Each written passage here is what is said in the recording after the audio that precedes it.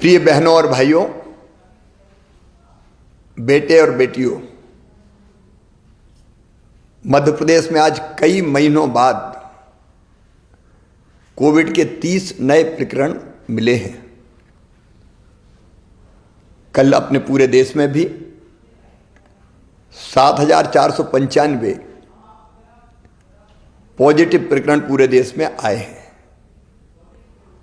और एक बात जो मन में चिंता पैदा करती है, महाराष्ट्र, गुजरात और दिल्ली तीनों राज्यों में पिछले एक सप्ताह से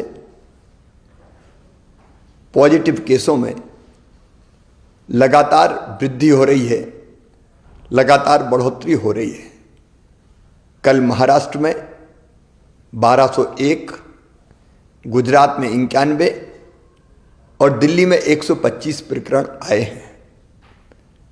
हम सब जानते हैं इन राज्यों से मध्य प्रदेश में आना जाना लगातार बना रहता है और पूर्व के अनुभव भी हमें ये बताते हैं कि पिछली बार भी महाराष्ट्र में पॉजिटिव केस बढ़ना शुरू हुए, गुजरात में बढ़े और उसके बाद मध्य प्रदेश में लगातार पहली हो या बाद में दूसरी लहर आई। और दूसरी लहर में जो कष्ट हमने भुगते हैं वो हम कभी भूल नहीं सकते। अगर पुरानी दोनों लहरों को भी देखा जाए, पहली हो या दूसरी हो, प्रारंभ इंदौर भोपाल से ही हुई। और अभी इंदौर तथा भोपाल में प्रकरण बढ़ के लगभग साप्ताहिक प्रकरण नवंबर महीने की तुलना में दिसंबर में 3 गुने हो गए हैं।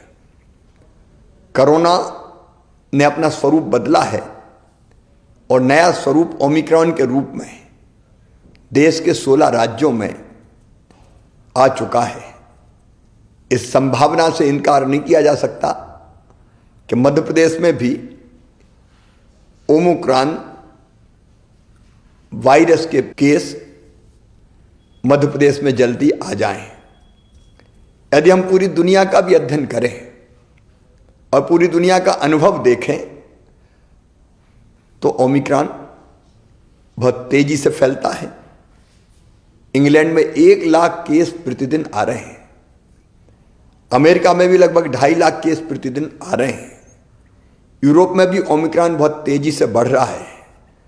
और उपरोक्त सभी कारणों को देखते हुए मुझे अंतर आत्मा से लगता है कि ये सही समय है जब हम सचेत हो जाएं, कोविड की तीसरी लहर को आने से रोकें, तेजी से संक्रमण ना फैले, इसके लिए हर आवश्यक उपाय करें। और इसलिए मेरे प्रिय बहनों और भाइयों, भारत सरकार ने भी कुछ गाइडलाइन जारी की है।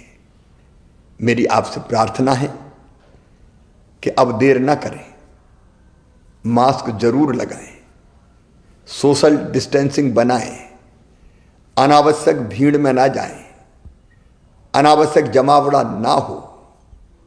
और अब तक अगर किसी ने वैक्सीन का डोज नहीं लिया, टीका नहीं लगवाया, तो टीका जरूर लगवाएं। पहला लगा लिया हो तो दूसरे में देर ना करें। अगर समय की अवधि पूरी हो गई हो तो तुरंत दूसरा टीका भी लगवाएं। इसके साथ ही हमने पहले ही तय कर दिया था कि स्कूल में जो हमारे बच्चे हैं वो 50% की संख्या में ही जाएंगे ताकि वहाँ सोशल डिस्टेंसिंग बनी रह सके।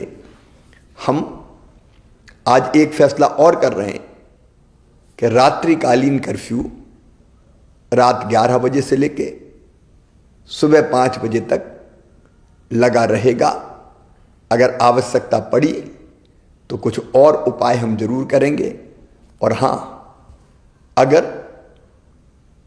कोविड का कोई पॉजिटिव केस आता है तो घर में अगर पर्याप्त स्थान है तो घर में उसको आइसोलेट करके इलाज करेंगे, और नहीं तो हर हालत में उनको हमको अस्पताल में ही भर्ती कराना चाहिए, ताकि परिजन वायरस के संक्रमण से बच सकें। सावधान रहना है, याद रखना सावधानी में ही सुरक्षा है। मेरी प्रार्थना है आप सब सहयोग करें, ताकि तीसरी लहर के संकट से हम अपने प्रदेश को बचा पाएं और अपनी जनता की जिंदगी की सुरक्षा कर पाएं। ये आप सबके सहयोग से ही होगा। बहुत बहुत धन्यवाद।